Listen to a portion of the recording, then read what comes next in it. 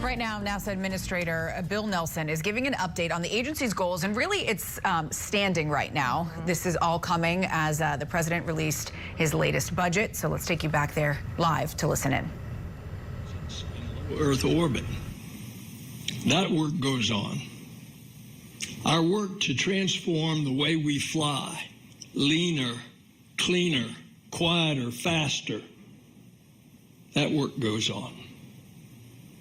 Our work to conduct science like you've never seen it before. Science on the smallest human cells and on the grandest galaxies. Science across the solar system, across the universe. That work goes on. Our work to study, to understand, to protect our fragile Earth, to defend it from asteroids, to analyzing our changing climate and share that data with all on planet Earth. That work goes on.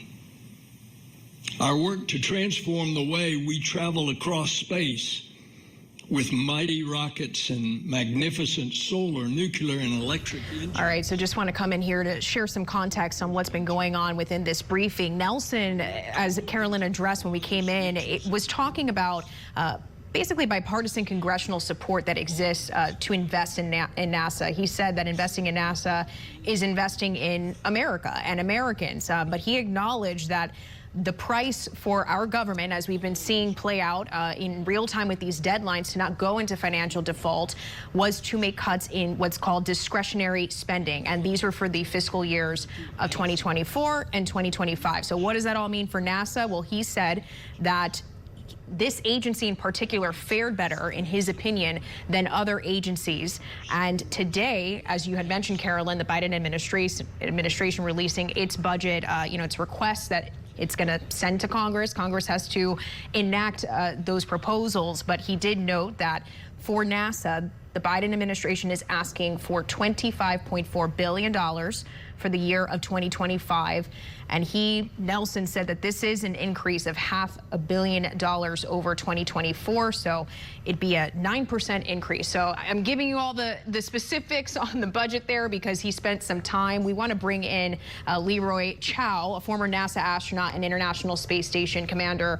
Leroy, all this stuff about the budget, and basically, a lot of agencies are experiencing a certain level of capping when it comes to their budgets. How do you think that will affect NASA, really and truly?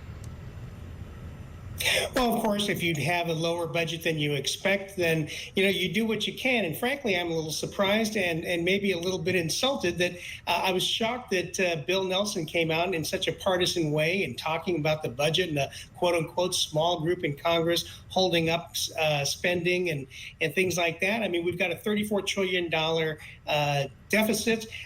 We're adding, Bank of America says, another trillion every 100 days. That means we'll be at 37 by the end of the year. And yet he comes out and says, well, they should have basically approved all the spending.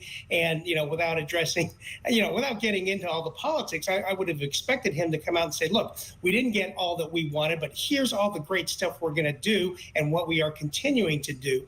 So, I wouldn't expect, as we are continuing a plot along under continuing resolution, NASA's going to see a whole lot more money than they're getting now, but they are moving forward. And that should have been, that's what I was expecting to hear.